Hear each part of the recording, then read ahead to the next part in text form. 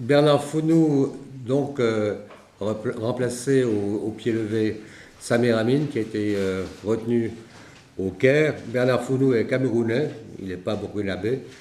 Il a été dans la lutte pour l'indépendance du Cameroun, de la lutte pour la libération sociale, pour le développement de la démocratie populaire, en plus d'être maintenant, depuis très longtemps, comme je l'ai dit, le compagnon, le compagnon de Samir Amin. Alors je lui laisse la parole. Donc lui va parler surtout de la vision de Sankara sur les relations Sud-Nord et les relations Afrique-Europe. Merci Florian. C'est vrai, hein. Ce problème que je remplace Samir Amin à cette conférence, à ce symposium ou à cette ouverture, bon, oui, il me pose un petit problème. D'abord, il est évident que je ne prétends absolument pas remplacer, même de loin, Samir Amin. Deux, c'est vrai que je suis avec lui depuis très longtemps, mais il n'en reste pas moins que l'une des qualités, disons, de Samir Amin, c'est d'être avec des gens qui ne partagent pas toujours entièrement ses propres vues. Et donc, ce que je vais essayer de dire ce soir, il n'est pas sûr du tout que s'il était là, n'est-ce pas, il serait tout à fait d'accord avec moi sur un certain nombre, une certaine façon de présenter les choses. Alors, et puis, je ne serais peut-être pas très fidèle au titre que j'avais proposé, parce que ce dont je voudrais personnellement attirer l'attention ce soir, c'est que Sankara, c'était, avant la lettre, un vrai altermondiste. C'est-à-dire, c'est pas...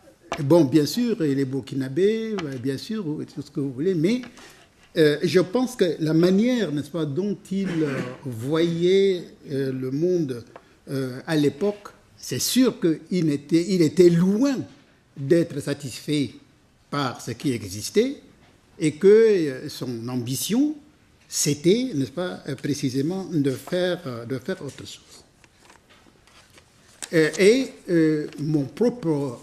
Ma propre lecture de la période où nous nous situons aujourd'hui par rapport à la résistance et aux propositions que nous avons fait dans le cadre de la lutte intermondiste, c'est que, à mon avis, n'est-ce pas, le néolibéralisme, on peut l'appeler de n'importe quel nom, mais il y a ça ne signifie pas grand-chose de dire néolibéralisme, mais en tout cas, ce système capitaliste qui s'est voulu, qui s'est donné vraiment le label d'un système sauvage, bon, pour l'essentiel, je pense qu'aujourd'hui, il a gagné. Il a gagné la première phase, la bataille, en ce sens qu'il est aujourd'hui plus ou moins installé. N'est-ce pas ? Il est aujourd'hui plus ou moins installé, malgré le fait que nous avons résisté beaucoup.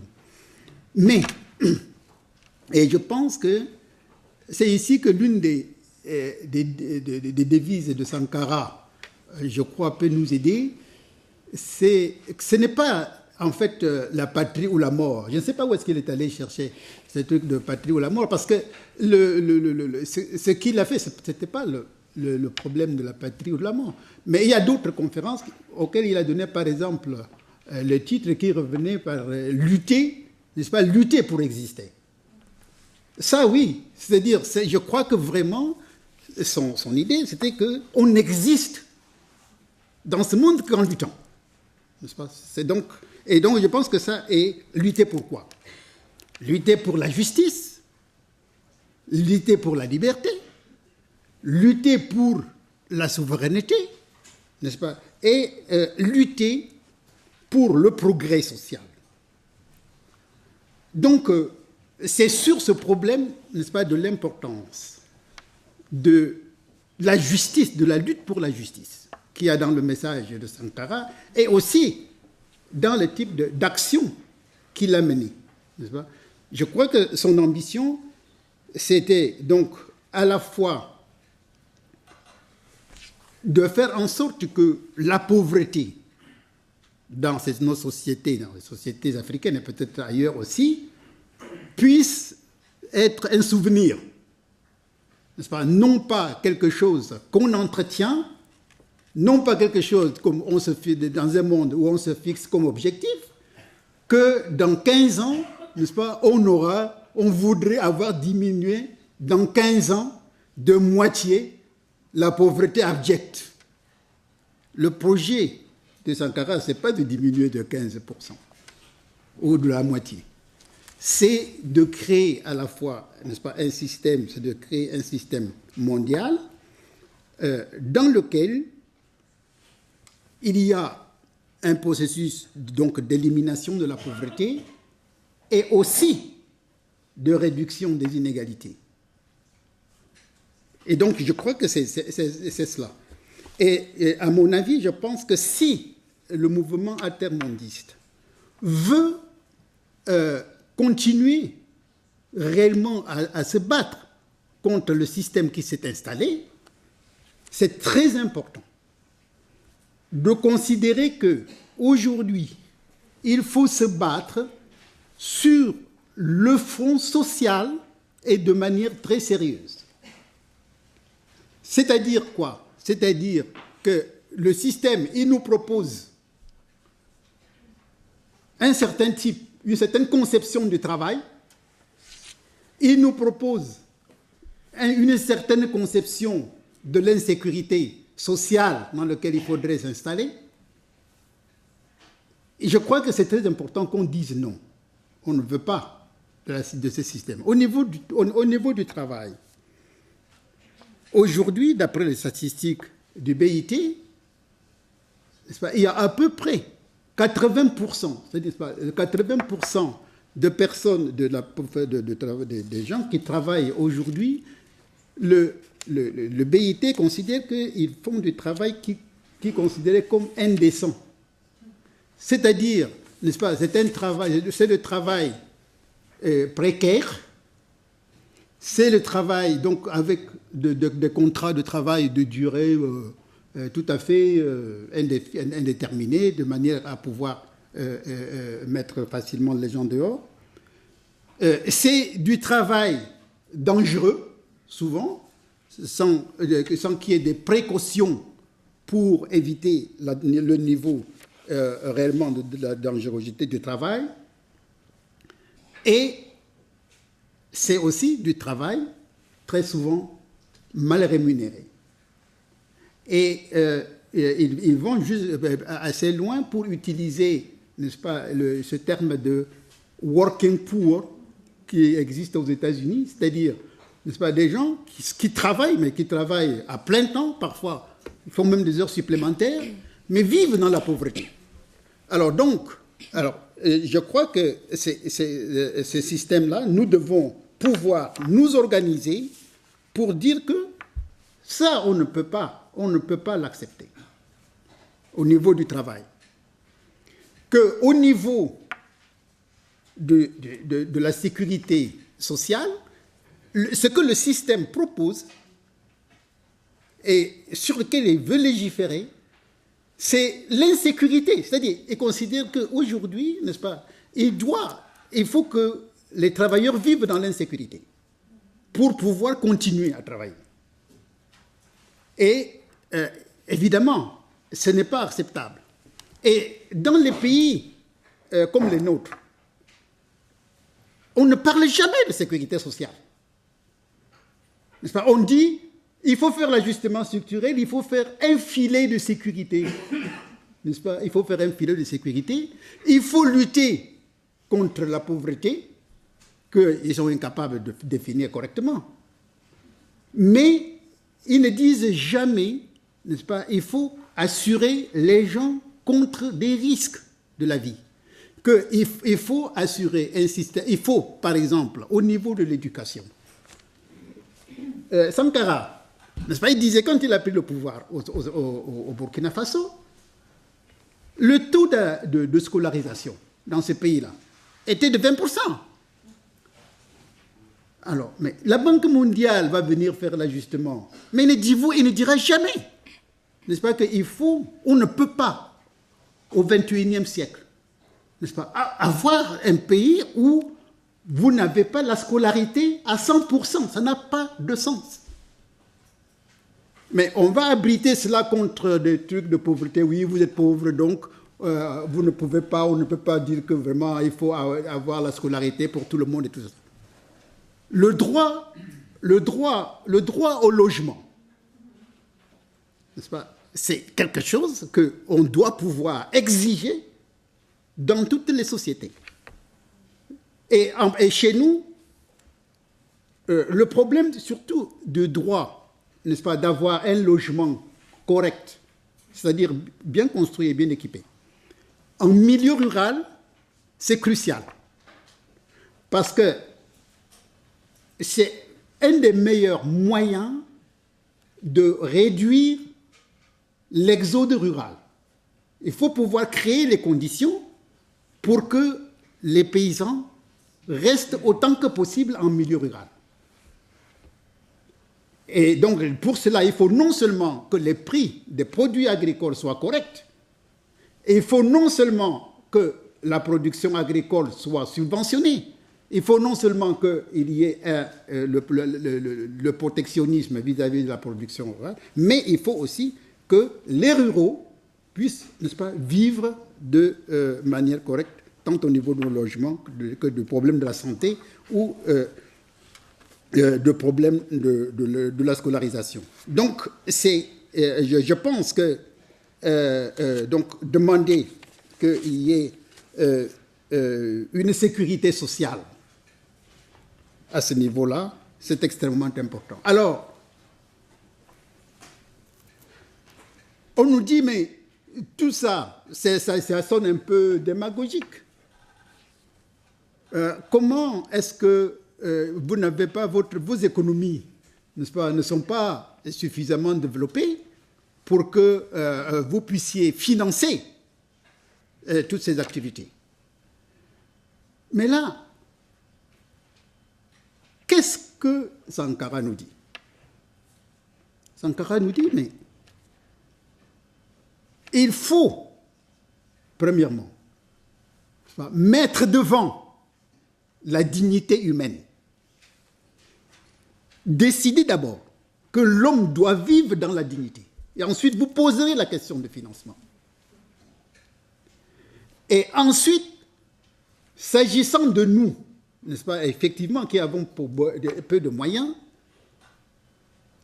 il faut que la répartition du produit national, et il faut que notre modèle de consommation permette précisément d'atteindre cet objectif de la dignité pour tous. Et dans tous les pays, vous savez, en Afrique, quand on l'argument de la pauvreté, mais moi ça me fait toujours sauter jusqu'au ciel.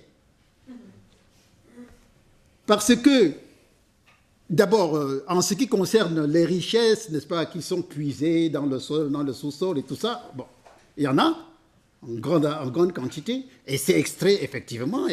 Donc, il y a beaucoup d'argent qui sort de l'Afrique.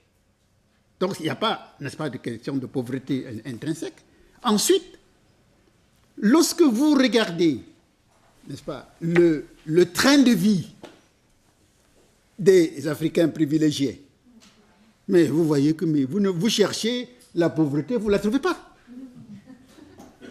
Donc, lorsque, n'est-ce pas, au niveau, disons, des médias occidentaux, disons, pour essayer d'apitoyer un peu le citoyen et tout ça, on lui montre, si on veut lui montrer le Sahel, n'est-ce pas, on va lui montrer la sécheresse, on va lui montrer le paysan qui est là-bas, qui est famélique, on va lui montrer avec ses bœufs qui meurent. Mais on évite de montrer parallèlement, n'est-ce pas, et dans le même pays, n'est-ce pas, ce système d'apartheid qui s'est installé. Donc, il n'y a pas, n'est-ce pas, il n'y a pas les arguments selon lesquels, si on ne veut pas réaliser certaines choses, c'est parce que on est à cause de la pauvreté. Je crois personnellement que ça, c'est un argument que Sankara avait rejeté en son temps. Mais il avait rejeté sans être naïf sur le problème de l'apport extérieur.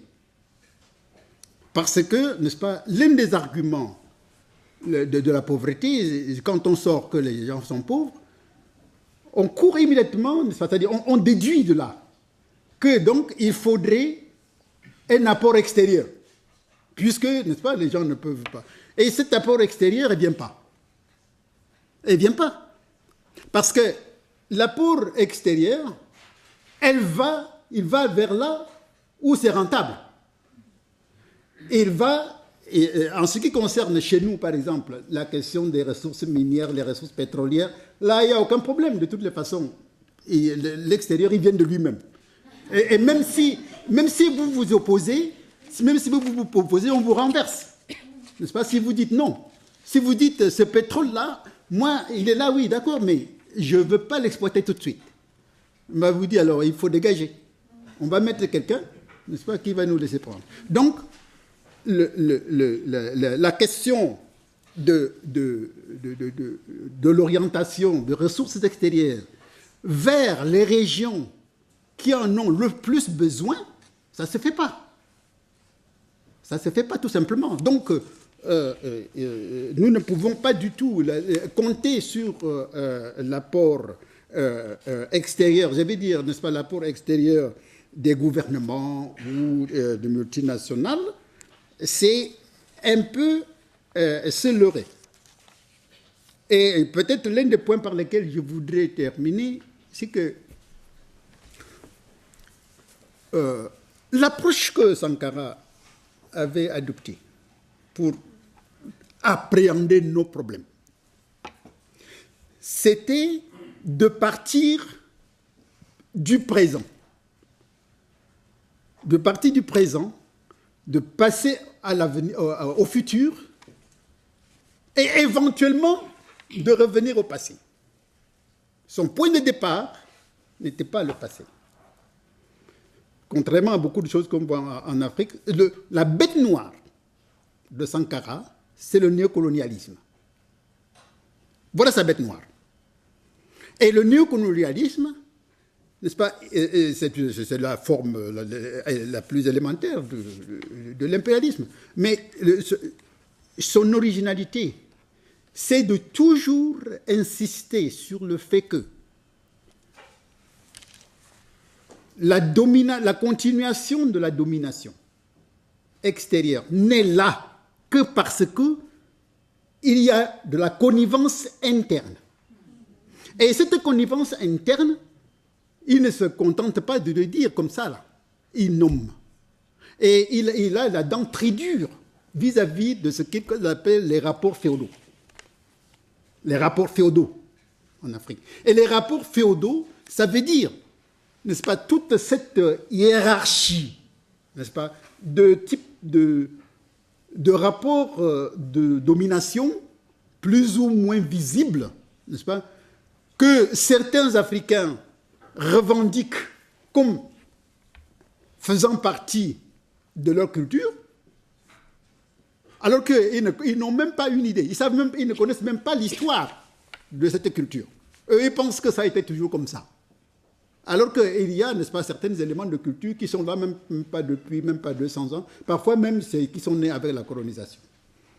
Donc, alors, son idée, donc, son attaque, c'est contre le néocolonialisme, parce qu'il dit, mais bien sûr, il dit, mais pour en sortir, pour sortir du néocolonialisme, il faut se placer dans une perspective qui, même s'il ne le dit pas très clairement quand on analyse ces textes, C'est une perspective socialiste.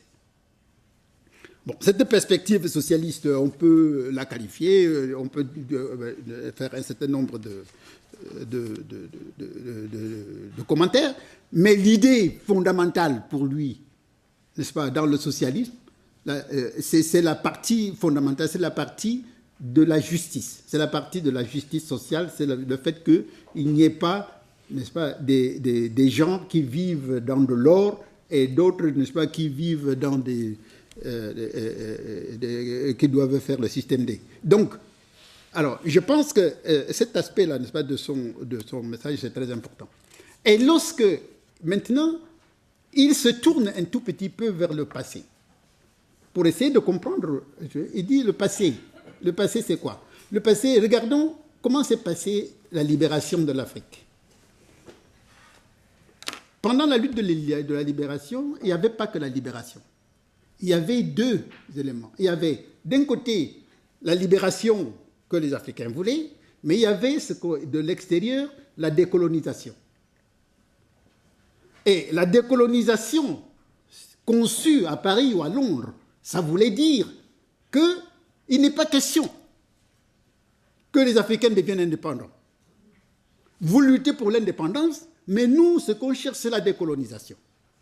Ça veut dire que ce que nous voulons, c'est trouver parmi vous, n'est-ce pas, des gens avec lesquels le système ancien va continuer. Et précisément, n'est-ce pas, en grande partie, c'est à ce résultat qu'ils sont arrivés. Et c'est cela qui explique les révoltes, n'est-ce pas, des Sankara et des autres. En disant non, c'est pas ça qu'on voulait. Ce qu'on voulait, c'est une réelle indépendance. Et si vous avez fait un film sur lui, et Mitterrand et tout ça, c'est parce que malheureusement, pour lui, et pour nous, quand il était au pouvoir, et vous voyez, ils étaient là, c'est-à-dire les néocoloniaux, ils étaient là. Ils passaient tout le temps. Et ils comprenaient ce qu'il lui demandait de cesser de faire la révolution. Donc, je crois que cette façon de... Mais, et là, c'est vraiment par là que j'ai fini. Vous savez, on lui a posé la question sur le problème du français comme langue. Bon, il a répondu, il a dit que de toutes les façons, l'histoire, ce n'est pas quelque chose qu'on remonte. Vous faites l'histoire avec dont vous disposez, et vous vous inspirez aussi de ce qui a été fait ailleurs. C'est pour ça qu'il dit très clairement, il dit, moi je m'inspire de la Révolution américaine, je m'inspire de la Révolution française, je m'inspire de la Révolution d'octobre, donc je n'ai pas de complexe du tout, n'est-ce pas, en ce qui concerne, je ne prétends pas avoir le monopole de quelque chose. Bon, donc il dit, pour le français, il dit le français, ce qu'il reproche aux Français, fondamentalement, c'est-à-dire à la France, c'est de considérer qu'il y a une sorte de français comme ça, n'est-ce pas, qu'on parle à Paris, et qui est plus ou moins la propriété des Français, et que les Français, n'est-ce pas, veulent voir reproduire partout.